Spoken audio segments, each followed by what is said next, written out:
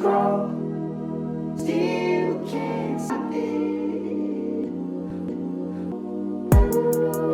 What is up? I am Crypto Mason, and welcome back to the Crypto Mason YouTube channel. Shout out to the Gold Squad. We look for gold in every single aspect of our lives, and we always find it. Now today, we are back for another daily market update.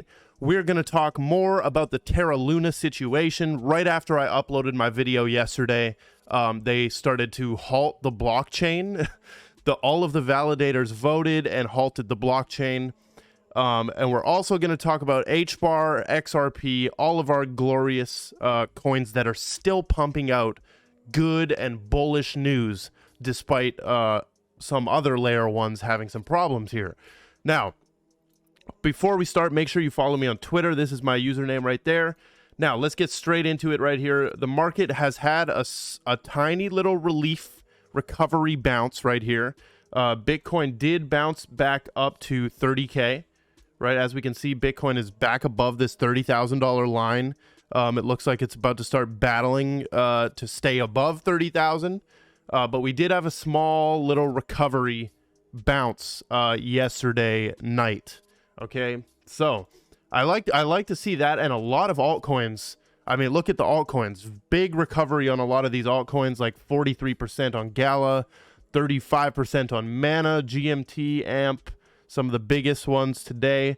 And then we still have Luna. We're going to talk a little bit about Luna again because it does. There's some valuable lessons coming out of this, right? HBAR, Algo. HBAR's up 11.1%. Algo's up as well. Basically, every altcoin except the Luna stuff is up today. As for Bitcoin, I'm thinking we're going to stay flat and continue to battle this $29,000, $30,000 thing. If we take a look at the Terra ecosystem right here, I wanted to show you guys because there's a lot of projects that are built on Terra. Terra was a layer one, right? And people even thought that Terra was a contender of all the other layer ones.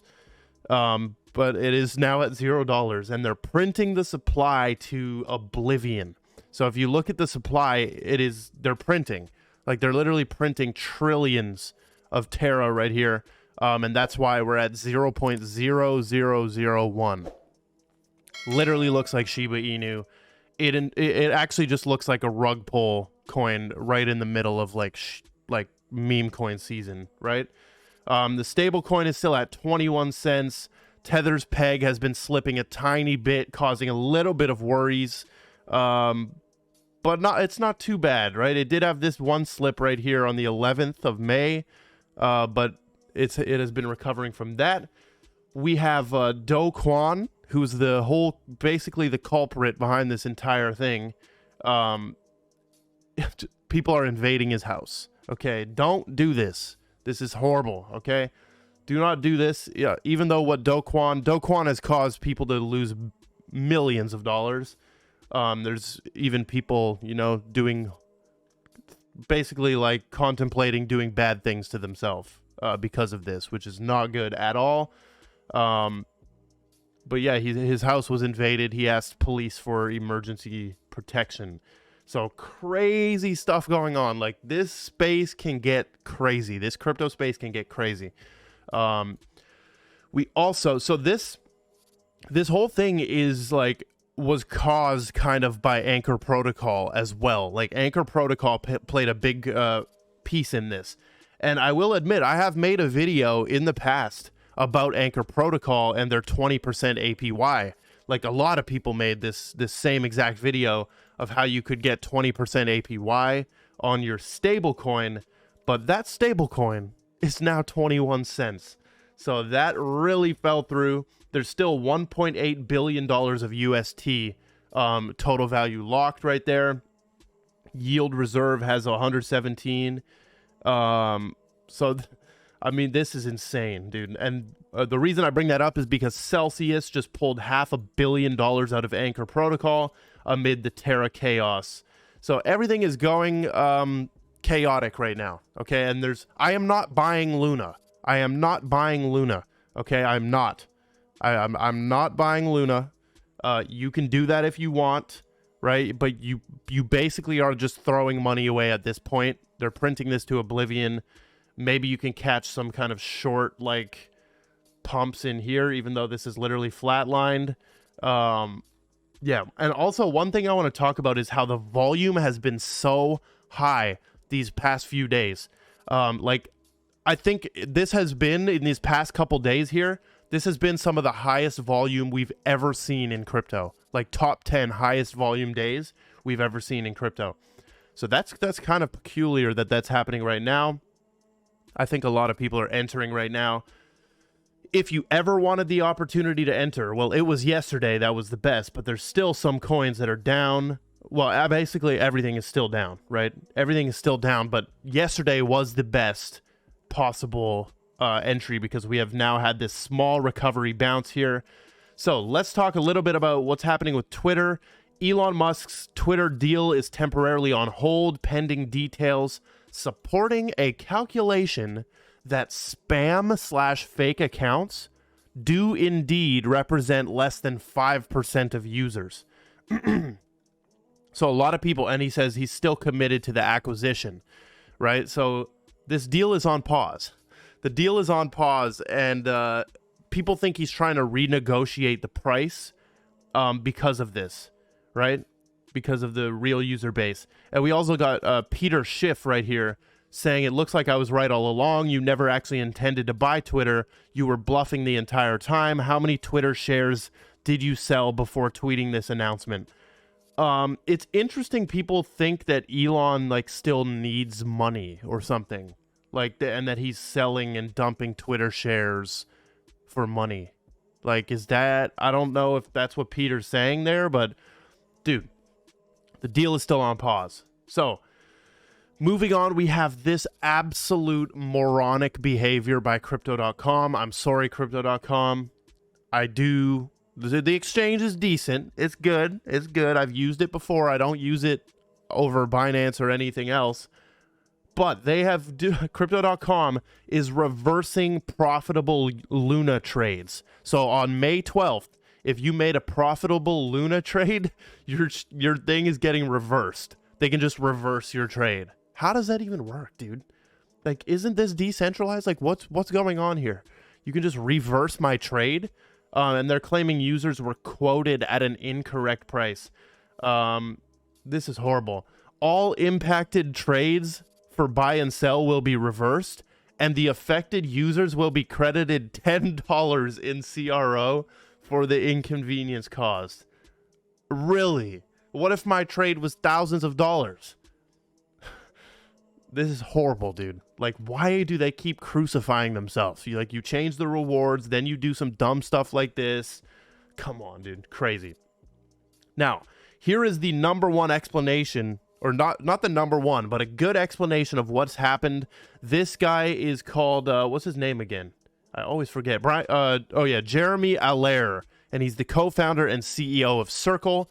And this is a 3-minute clip. We're going to play about like 2 minutes of it, or maybe the whole thing. But this is very valuable to hear his perspective on stablecoins and what just happened. Here we go.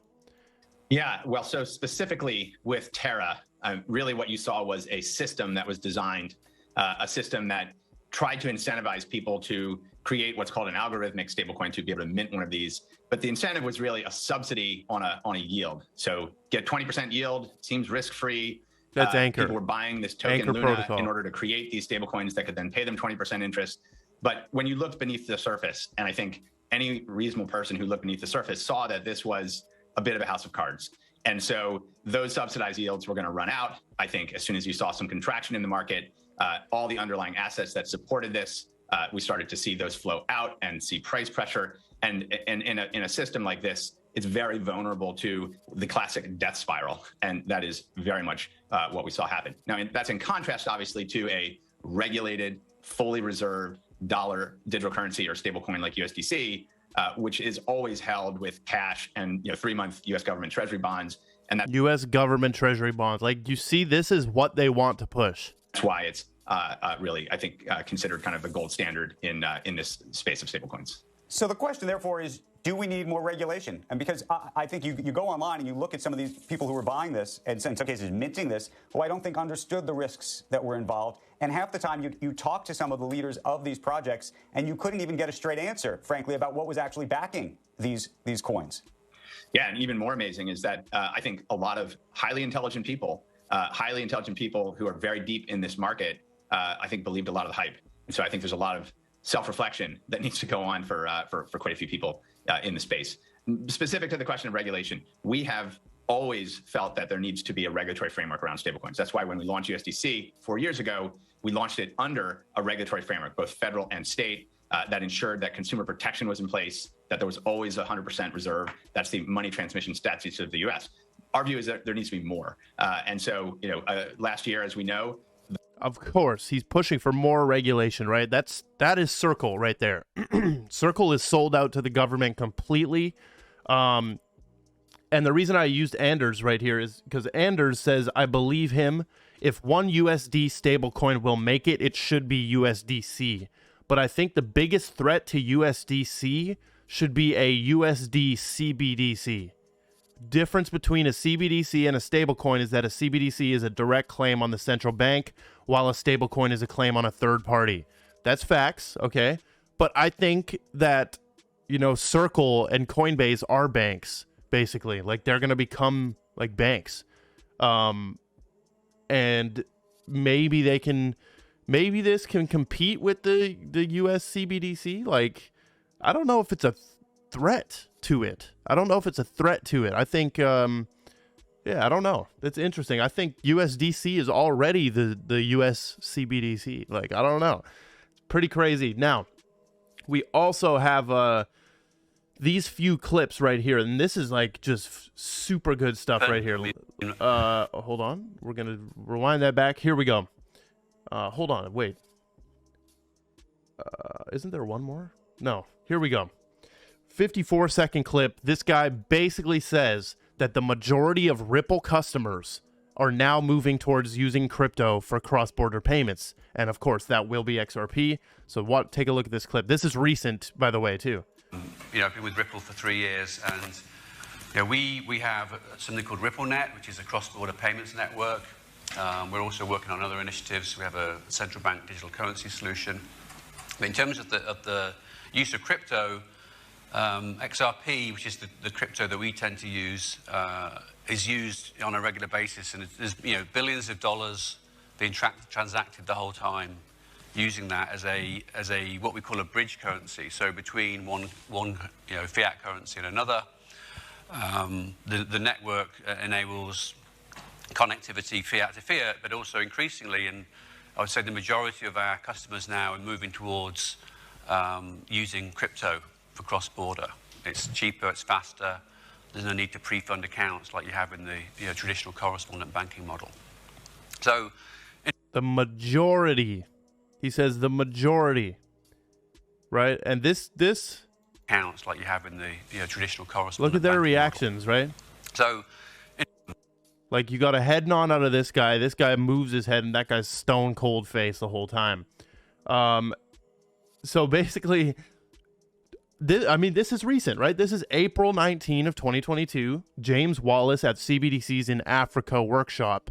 So this means that they're just in the process of moving to XRP right now. Notice he also says we tend to use XRP. He says that's the cryptocurrency we tend to use.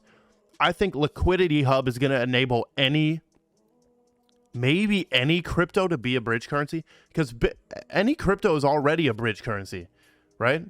Basically, it's all like these are already sort of bridge currencies, and that's why people argue like, why can't USDC just take the role of XRP? We've covered that a million times. How it has to be like not owned by a country. Not the whole world's not going to want to use